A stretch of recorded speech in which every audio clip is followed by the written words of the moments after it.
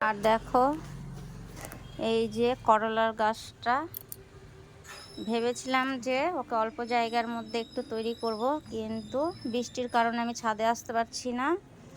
তার জন্য দেখো গোটা গাছটাকে ঘিরে ধরেছে একদম। তবে একদিন আমি পাতার কিন্তু বড়া করে খাবো। পাতাগুলো দেখো কি সুন্দর হয়েছে। আমি কিন্তু এগুলো তুলে তুলে একদিন বড়া করে খাবো, করলার পাতার বড়া। তো যেদিন খাবো সেদিন আমি অবশ্যই ওটা দেখাবো।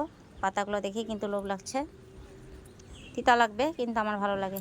আর এই যে জায়গায় জায়গায় করলা কিন্তু ধরেছে, এই যে দেখতে পাচ্ছ, এই যে অনেকটা ধরেছে। ওই যে আম গাছের নিচে একটা ধরেছে, এই যে।